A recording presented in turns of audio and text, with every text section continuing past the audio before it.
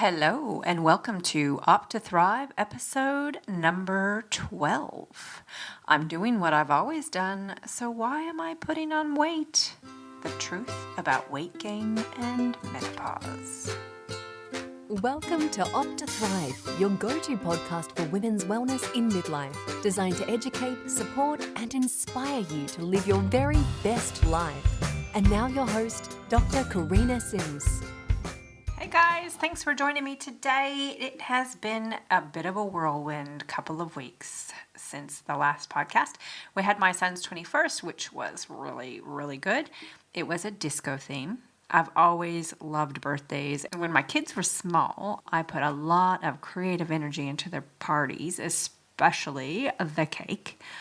When Lockie turned 5, we had a Batman party. I made a Batmobile cake, and on the morning of the party, he woke up to find that the Joker had stolen his cake, and he left clues to where we might be able to find it. So it was like a bit of a, a scavenger hunt. And living in a small town does have its perks. One of the local policemen was happy to play along, and he dropped in to reassure Lockie that they were on the case and they were close to cracking the case and finding the Joker and finding his cake, and then let the boys have a look at the police car and play with the lights and the sirens, etc.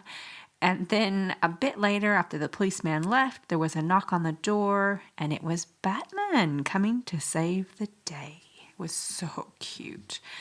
All the boys got their pictures with Batman, and later Lachlan did tell me he thought it was a bit weird that Batman had running shoes on. So anyway, flash forward to his 21st, and we started planning the disco a little while ago. And I asked him if he wanted a disco ball, and he joked that he wanted the most grotesquely big disco ball you could imagine, like bigger than a car. Well, the gauntlet had been thrown down. My husband was, I don't know if you could call it disbelief. I'm sure he believed it, but maybe disgust that I was going to find a way to make this happen. As I've said before, I love a good challenge. So I sourced a giant beach ball, which was 6 foot tall, and some rolls of stick-on, like this thin fake mirror vinyl. Cut it into little squares, and I stuck it all over the ball, and there you go. That is exactly what we had, was a grotesquely big disco ball. Lucky was pretty chuffed with it, as were his friends. I was pretty happy with it, and in the end, we had to work out how to hang it, which then my husband begrudgingly played along with and helped me engineer some fishing wire. So we got it hung in a great big tree out in the garden, and anyway, so it's been a big couple of weeks. My daughter's still here visiting from overseas, and it's just been really wonderful to have her home and all to myself for like the last week or so. I really will be a bit sad to see her go. But today, that all has nothing to do with what we're talking about. And I'm sure that you're ready to get started in unraveling the controversy about weight gain around this menopause transition period.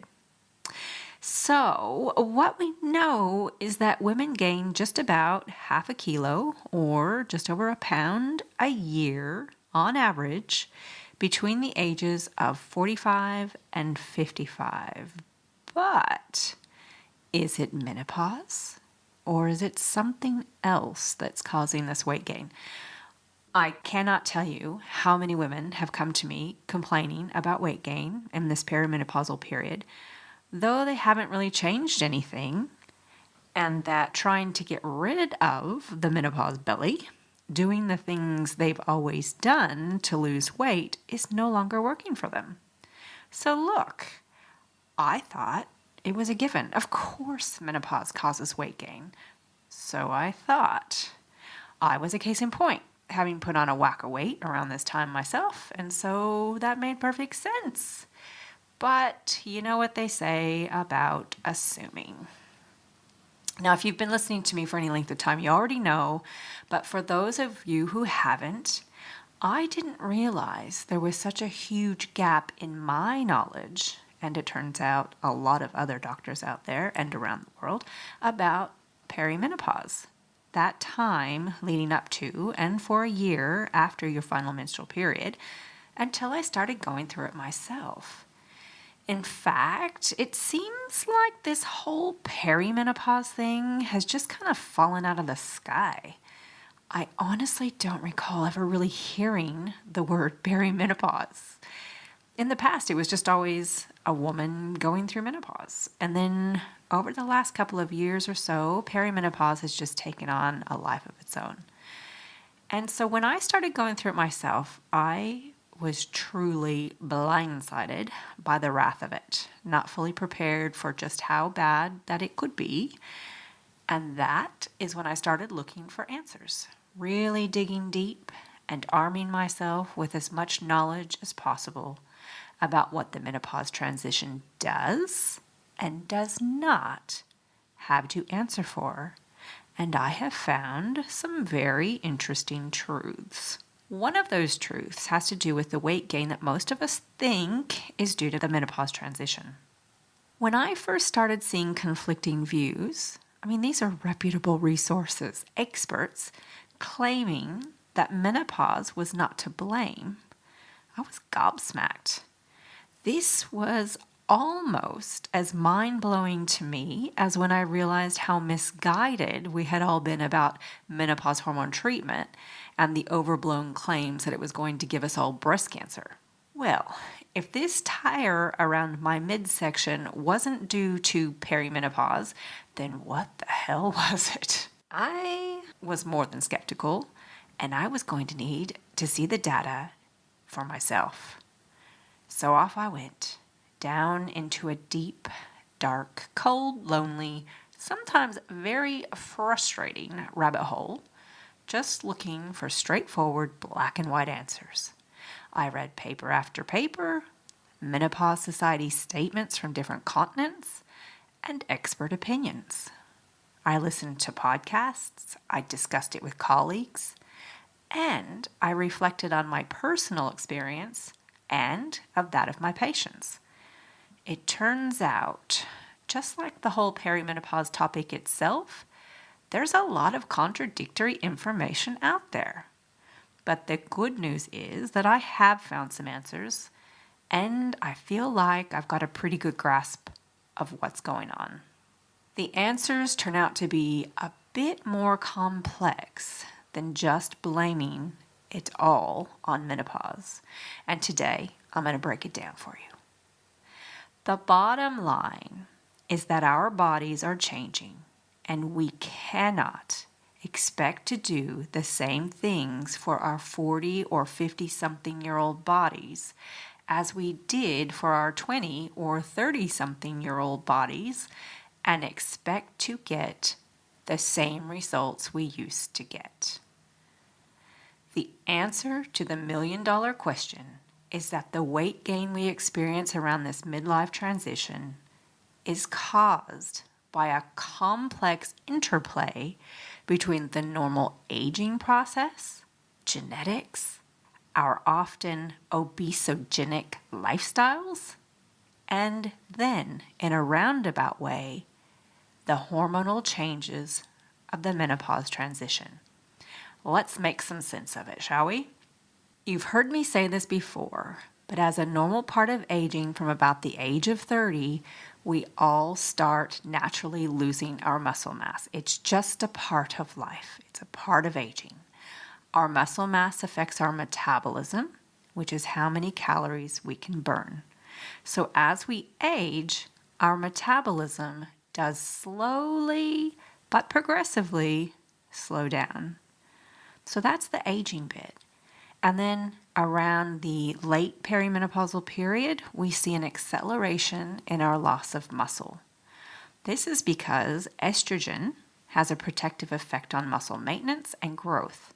And as our estrogen levels decrease, as our ovaries run out of eggs, the estrogen is no longer there as it was before to protect our muscles.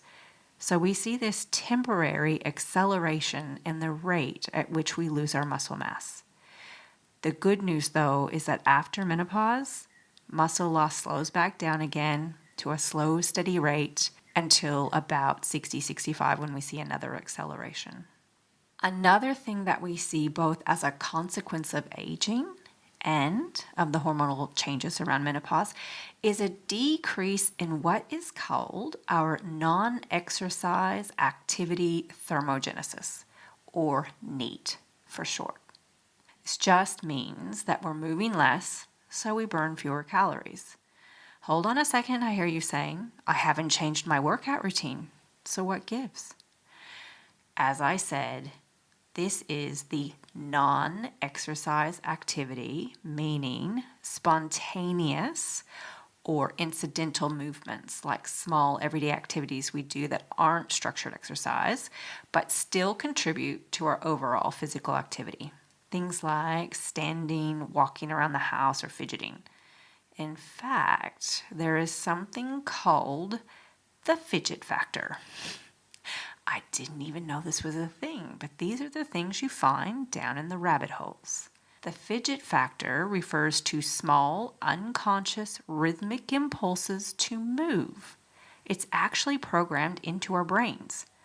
There are little fidgets like tapping a finger or a foot, and big fidgets like crossing and uncrossing your legs or shifting in your seat. So as you can imagine, our incidental movement does play a role in how many calories we burn during the day. And if you add that to the small decrease in calories not being burned by the muscle that we've lost, it's starting to add up. Another mechanism affecting weight gain, which is related to both aging and menopause, is a change in our sleeping patterns.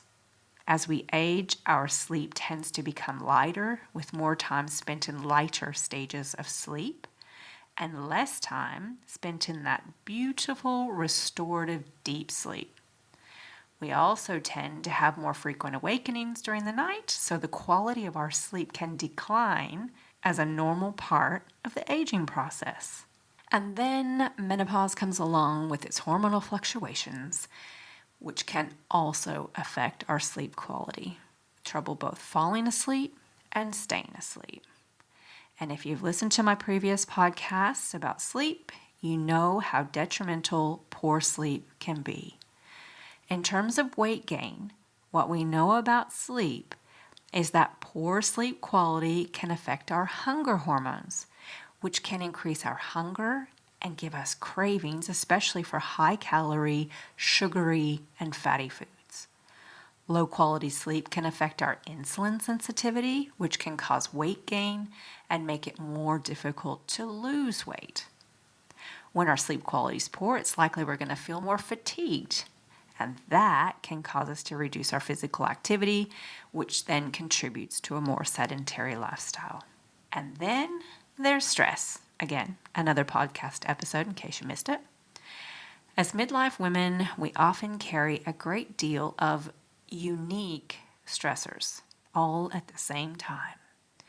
Not only do we have the hormonal changes of menopause to deal with, which can cause physical changes and affect our self-esteem and our body image, but we could also start to have other health issues popping up, and often we are at the same time caring for both our aging parents and our children, all while juggling professional responsibilities and trying to maintain a healthy work-life balance.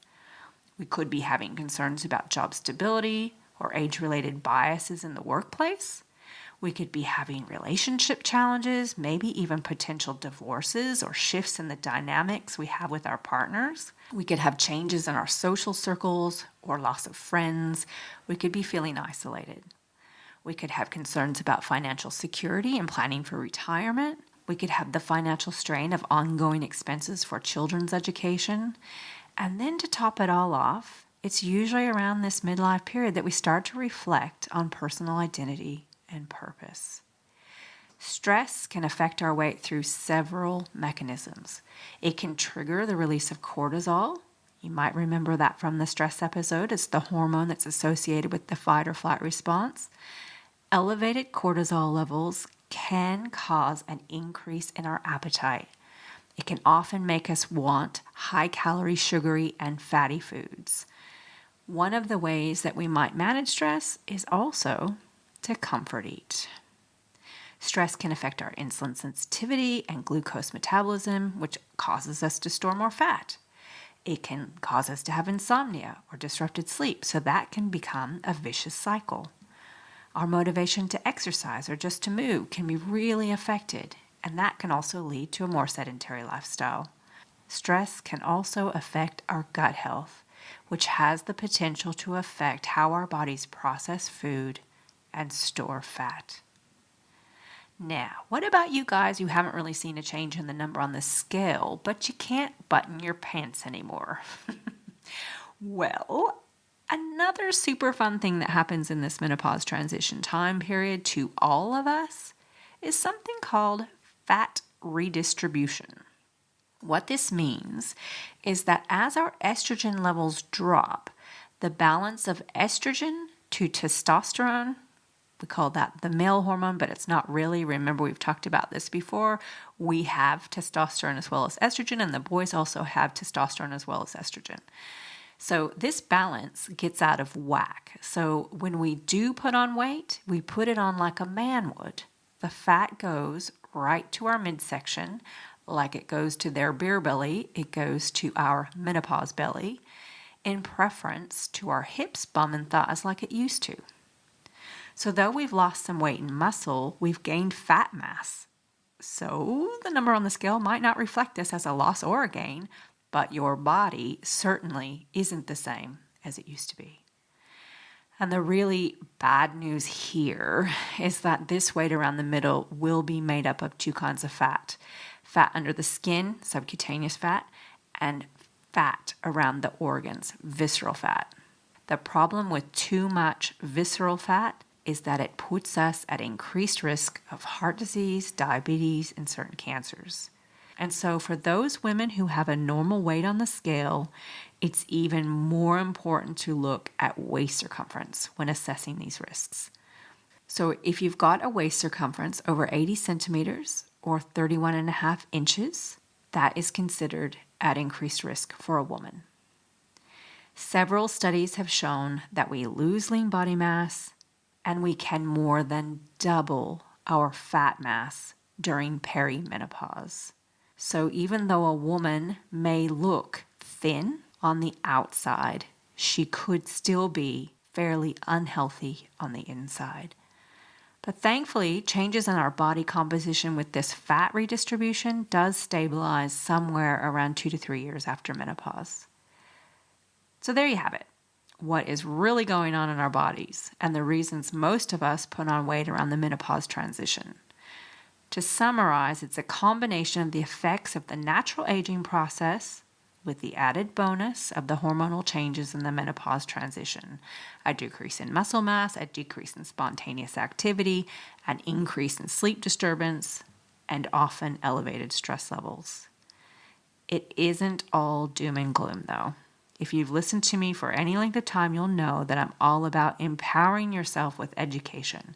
And now that you know what's happening, you can create strategies to change it if that's what you want to do. And I got your back. I have spent the last 12 months working on lifestyle changes myself, not only to rid myself of that spare tire that I've managed to accumulate in the last couple of years, but to feel better, more energetic, better mood, stronger, healthier, happier. It only takes a few simple tweaks in nutrition and in the way that we move, along with optimizing and prioritizing our sleep and managing our stress. In future episodes, I'm going to go into this in more detail, and I'm going to help you arm yourself with strategies that work for you. We cannot keep doing the same things we've always done and expect to get the same results that we used to get. We must make changes to look after these midlife bodies of ours if we want to thrive through this transition, if we want to avoid being overweight, and especially if we want to decrease the risk of all of the chronic diseases that we are now at increased risk of getting. And to this end, to help you with all of this, I am super excited to announce that I have got a very special guest coming on soon. She's a great friend of mine. She is a very respected clinician who is an expert in helping women make sustainable changes in the way that they eat and the way that they move to live longer, stronger, and healthier. I am super excited, so watch this space. I hope this has been helpful, and as always, if you can think of someone else that this might be helpful for, please pass it along. Rate and share the podcast. That helps to be more visible to others who could use the information. Have a great couple of weeks, and until then, I hope you opt to thrive. The Opt to Thrive podcast is designed for information purposes only and is not engaged in the giving of medical advice. The information provided on the podcast should not be used for diagnosing or treating a health problem or disease. In no way should the information provided by Opt to Thrive be considered medical advice, and at all times the advice of a medical professional should supersede recommendations from Opt to Thrive. If you have or suspect you may have a health problem, you should consult your healthcare provider. The views expressed in this podcast are purely that of Dr. Sims and do not in any way reflect those of the institutions she contracts her medical services to. Thank you for listening to Opt to Thrive. If you've enjoyed listening, please rate and share the podcast. You can visit our website at opttothrive.com and leave a comment for any subjects you would like to hear more about.